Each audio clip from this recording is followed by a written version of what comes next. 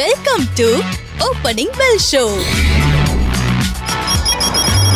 Sir உற்சாகமான காலை வணக்கம் சார். வணக்கம் கார்த்திக் சார். இன்னைக்கு 95வது எபிசோட் சார். 100 நெருங்கிட்டு இருக்கோம். ஸோ 100ல இருந்து நம்ம ஓப்பனிங் பெல் ஷோ விகடன் அப்ளிகேஷன்ல இருக்கக்கூடிய விகடன் பிளேல வரப்போகுது சார். 100 அப்படிங்கிற நம்பர் ரொம்ப சிறப்பான நம்பர். நம்ம அதை கொண்டாடும் விதமாக அப்படியே அங்க டிராஸ்டிக்கா நம்ம சேஞ்ச் ஆகுறோம் அப்படிங்கறதையும் நம்ம எடுத்துக்கலாம். உங்களுடைய ரீல்ஸ் நேற்று நான் பதிவு பண்ணிருக்கேன். நீங்க டீடைல்டா எங்க எப்படி அவைல் பண்ணிக்கலாம் அப்படிங்கிற விஷயத்தையும் சொல்லியிருக்கீங்க சார்.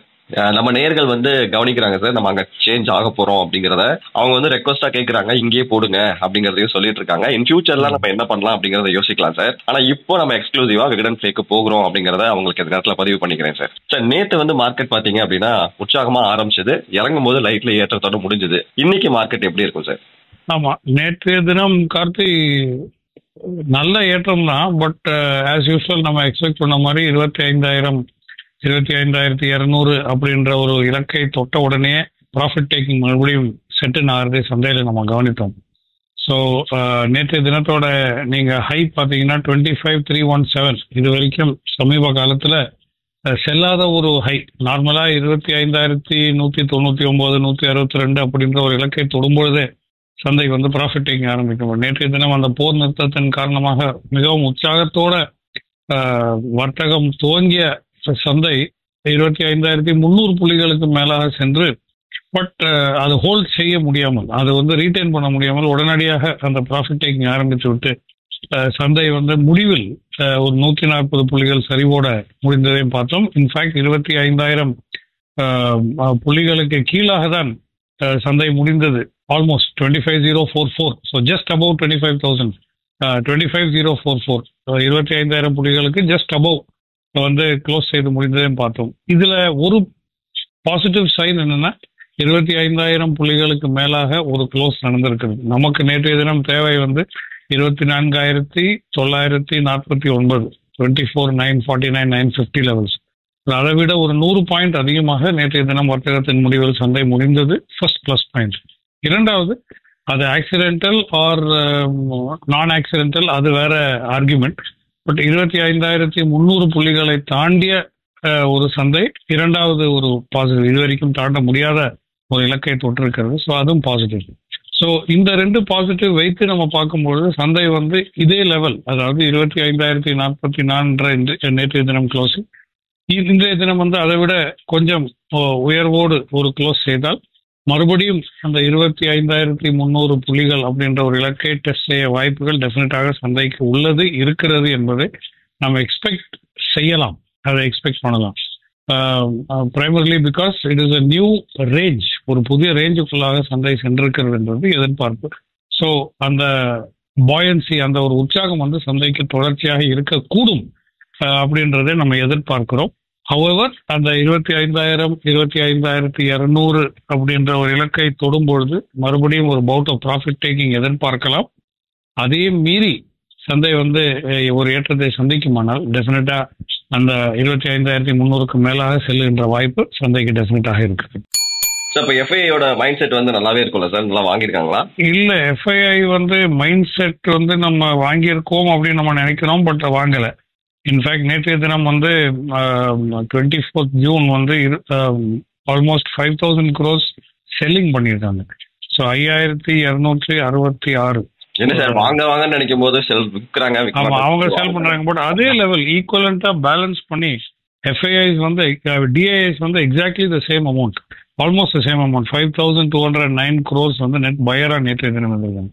ஸோ ஐ திங்க் இவங்களுடைய பேலன்ஸுக்குள்ளாக சந்தை எஃப்ஐஐ விற்கிறாங்க, டிஐஐ வாங்குறாங்க. ஆல்மோஸ்ட் சேம் தொகை கூட, ஆல்மோஸ்ட் சேம். ஸோ இந்த பேலன்ஸ்ல ஒரு ஷார்ட் கவரிங் மூவ் நடந்திருக்க கூடும் என்பதை நம்ம தெரிந்து கொள்ளலாம். ஐ திங்க் அந்த 25,300 புள்ளிகள் மேலே சென்றது ஒரு quick spot of short covering trigger ஆயிருக்கும். இல்லாட்டி திடீரென்று அந்த ஒரு உயரத்தை தொடுகின்ற ஒரு வாய்ப்பு சந்தைக்கு இருக்காது. ஸோ ஒரு ஷார்ட் கவரிங் மூவ் நடந்தது, பிறகு அந்த ப்ராஃபிட் டேக்கிங் ஒன்று நடந்திருக்கிறது. எஃப்ஐஐயோட செல்லிங் பேட்டர்ன் பார்த்தா, டிஐஐ பையிங் பேட்டர்ன் பார்த்தா, அண்ட் அந்த பையிங் பேட்டர்ன் தான் டுவர்ட்ஸ் செகண்ட் ஹாஃப் சந்தைக்கு அந்த 25,000 புள்ளிகளுக்கு மேலாக சஸ்டெயின் செய்து க்ளோஸ் செய்கின்ற ஒரு வாய்ப்பையும் கொடுத்திருக்கிறது. ஸோ இந்த எஃப்ஐஐயோடைய செல்லிங் இன்னும் பையிங்காக மாறுமானால் I think definitely the upside move கொஞ்சம் ட்ரிகர் ஆகக்கூடிய வாய்ப்புகள் டெஃபினட்டாக இருக்குது. சார் ஷார்ட் கவரிங் மூவ்னு சொன்னீங்கல்ல சார், அப்படின்னா என்ன சார்? ஷார்ட் கவரிங்னா ஷார்ட் பொசிஷன்ஸ் வச்சிருப்பாங்க. நார்மலாக வந்து 25,000 புள்ளிகளுக்கு மேலாக சந்தை செல்லும் பொழுது ஒரு சரிவை சந்திக்கிறது நம்ம வழக்கமாக பார்க்குறோம். இது எதுக்காக அந்த சரிவை சந்திக்கிறது அப்படின்னா ப்ராஃபிட் டேக்கிங் நடக்குது. அப்படின்னா ஷார்ட் பொசிஷன்ஸ் பில்ட் ஆகுது, which means sell positions are being build.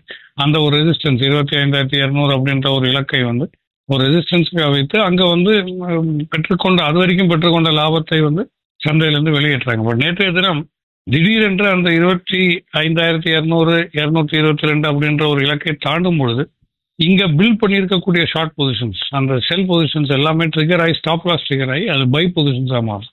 அந்த பை பொசிஷன்ஸாக மாறும்பொழுது ஷார்ட் கவரிங் என்று பெயர். ஷார்ட் பொசிஷன்ஸை கவர் பண்ணும்போது ஷார்ட் கவரிங் என்று பெயர்.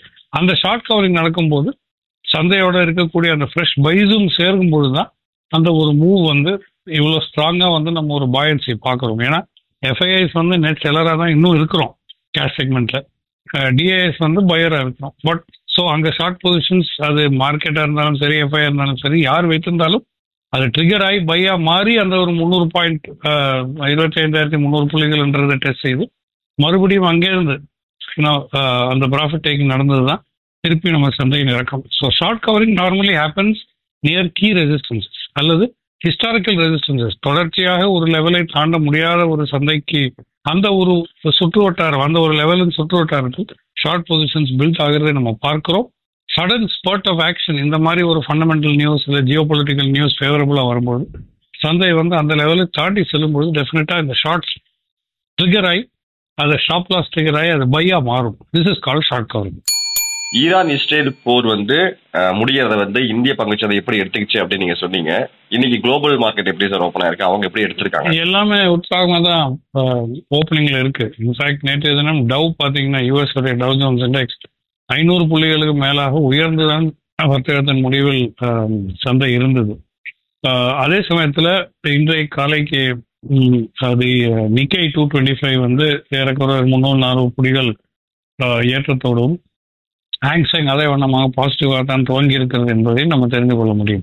ஸோ ஓவரால் வந்து உலகமெங்கும் ஒரு பாயிண்ட் ஃபீல், அதாவது ஒரு மேல் நோக்கி செல்லுகின்ற ஒரு உயர்வை சந்திக்கக்கூடிய சந்தைகளை தான் நம்ம பார்க்குறோம், கவனிக்கிறோம். So Asian markets as well as other foreign markets வந்து ஒரு ஸ்ட்ராங் மொமெண்டம் வந்து உலக சந்தைகளுக்கு எல்லாமே அவங்களுக்கு சேர்த்து கொடுத்திருக்கிறார்கள் என்று இந்த செய்தியினால் தெரிந்து கொள்வோம். பட் ஹவவர் மோஸ்ட் இம்பார்ட்டன்ட்லி இந்த தினம் வந்து ஃபெட்டோடைய, அதாவது யூஎஸ் ஃபெட்டோடைய காமெண்ட்ஸ் வந்து இன்றைய தினம் எதிர்பார்க்கிறாங்க. ஸோ அந்த காமெண்ட்ஸில் வந்து நமக்கு என்ன தெரிய வரும் அப்படின்னா ஆல்ரெடி நமக்கு சொல்லியிருக்கக்கூடிய எதிர்பார்க்கக்கூடிய செய்தி என்னன்னா இந்த வருடம், அதாவது ஜூன் மாதம் ஜூலையிலிருந்து டிசம்பருக்குள் 2 முறையாவது வட்டி விகிதத்தை குறைப்பார்கள் அப்படின்ற ஒரு எதிர்பார்ப்பு வந்து ஏர்லியர் காமெண்ட்ஸ்ல இருந்து நம்ம தெரிஞ்சுக்கிட்டோம். இப்போ இன்றைக்கு வருகின்ற அந்த காமெண்ட்ஸ் வாயிலாக நம்ம என்ன கவனிக்க வேண்டியது என்னென்றால் ஜூலை மாதத்தில் ஒரு ரேட் கட் வருமா அப்படின்றது. ஏன்னா ஜூலை 9ஆம் தேதி இது வந்து ஒரு கான்ஃப்ளிக்டிங் அப்ரோச். ஏன்னா ஜூலை 9ஆம் தேதி வந்து ட்ரம்ப்போடைய அந்த டாரிஃப் டெட்லைன் வந்து முடிந்து விடும். ஸோ இது வந்து எக்ஸ்டெண்ட் பண்ணுவாரா, எக்ஸ்டெண்ட் பண்ண மாட்டாரா, இல்லை இதோட முடிஞ்சது இனிமேல் என்னென்ன டாரிஃப் இருக்கோ அதை வச்சு நீங்கள் எங்களோட ட்ரேட் பண்ணுங்க, ட்ரேட் பண்ணாமல் போங்க, அந்த எந்த முடிவு எடுக்கிறாரோ அது வந்து ஜூலை 9 அது எக்ஸ்டெண்ட் ஆகுமா இல்லைன்றது ஃபர்ஸ்ட். அந்த மாதிரி ஒரு நேரத்தில் இன்ட்ரெஸ்ட் ரேட் கட் வந்து ஃபெடரல் ரிசர்வ் வந்து செய்வார்களா அப்படின்றத அடுத்த ஒரு கேள்வி.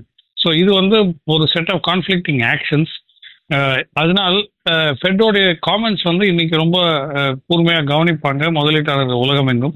And that becomes a very important thing. So இன்றைக்கு அதே அடிப்படையில் நம்ம பார்க்கும்போது ஏற்றத்தை நம்ம நாட்டு சந்தை சந்தித்தாலும் ஒரு கன்சாலிடேஷன் ஃபேஸுக்குள்ள தான் இருக்கும். பெரிய அளவில் ஒரு ஏற்றத்தை நம்ம எதிர்பார்க்க வேண்டாம். நேற்றைய தினத்தோடைய ரேஞ்சுக்குள்ளாக ஒரு கன்சாலிடேஷன் ஃபேஸ், ஏன்னா இந்த ஒரு டைரக்ஷனும் தெரிந்து விட்டு நாம் முன் செல்லலாம் என்றது ஒரு எண்ணமும் முதலீட்டாளர்களுக்கு இருக்கும். சார் வேற ஏதாவது சிறப்பு செய்திகள் இருக்கா சார்? இல்ல, ஐ திங்க் கச்சா எண்ணெயோடைய குறைவு, தங்கத்தோடைய இறக்கம், அவ்வளவுதான். But that is standard. War முடிஞ்ச உடனே அது நடக்கக்கூடியது வழக்கம் தான். So nothing very special. ஆனா சமீப காலமாக 2 பேர் வந்து நல்ல ஏற்றத்தை சந்தித்தது. அது நேற்று முன்தினம், அதாவது மண்டேல இருந்து சரிவை சந்தித்து நம்ம பார்த்தோம். முக்கியமா கச்சா எண்ணெயோடைய சரிவு. பட் இந்த ஆயில் செக்டர் ஸ்டாக்ஸ் எல்லாம் எப்படி சார் ரிகவர் ரன் ஆக போகுது? I think that is okay, நியூட்ரலா தான் இருக்கும். அது அந்த பிரைஸ் டிஃபரன்ஷியல் போச்சு. ஸோ இனிமே நோ அது அந்த ரிஸ்க் ஃபேக்டர்ஸ் கிடையாது. அது அதோட நேற்று தினத்தோட முடிஞ்சிடும். Nothing great is going to happen from this. Okay sir. Sir இன்னைக்கு கவனிக்க வேண்டிய பங்குகள் என்னென்ன சார்? ஓகே, முக்கியமா ஹை டெலிவரி ட்ரேட்ஸ் நம்ம பார்க்க போறோம். இதுல வந்து முக்கியமா இருக்கக்கூடியது சிஞ்சின், Biocon, Dabur, NTPC, Grasim, Divis lab, Kotak bank அப்படின்ற ஒரு சில பங்குகள் வந்து ஹை டெலிவரி நேற்று தினம் நடந்திருக்கிறது.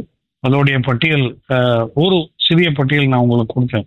இப்போ லாங் பில்டப் ஆஃப் ஸ்டாக்ஸ் வந்து இன்னும் கூட 2வது 3வது நாளாக தொடர்ச்சியாக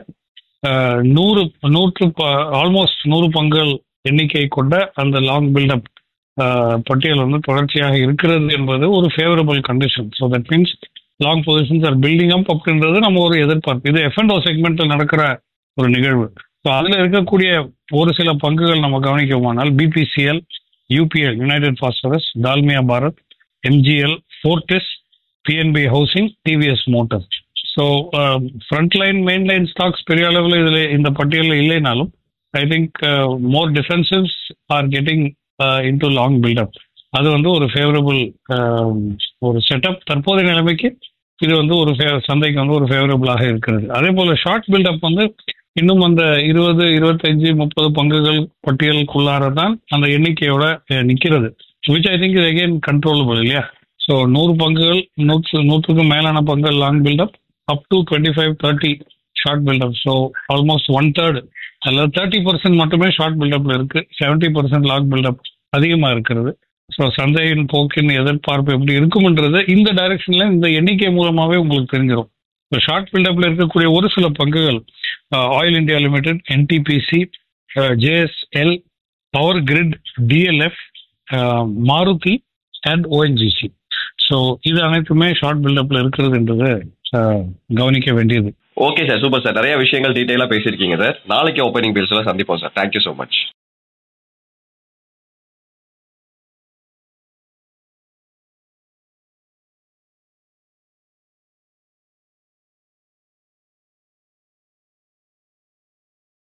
மேலும் நாணயம் விகடன் யூடியூப் சேனல்ல வரப்போற பிசினஸ் மற்றும் பினான்ஸ் சம்பந்தமான வீடியோக்களை உடனே பார்க்க இந்த வீடியோ கீழே உள்ள சப்ஸ்கிரைப் பட்டனை கிளிக் பண்ணுங்க அண்ட் மறக்காம அந்த பெல் ஐக்கனையும் கிளிக் பண்ணிடுங்க.